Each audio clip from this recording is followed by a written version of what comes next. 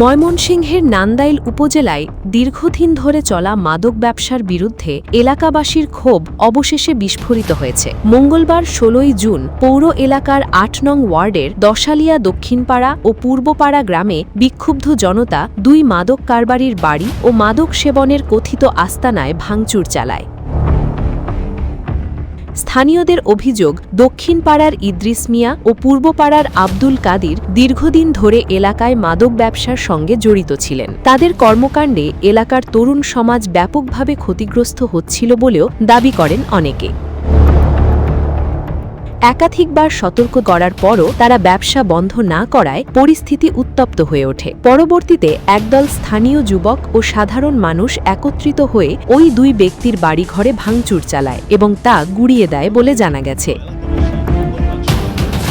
ঘটনাস্থলে কিছু সময় উত্তেজনা থাকলেও পরে পরিস্থিতি স্বাভাবিক হয়।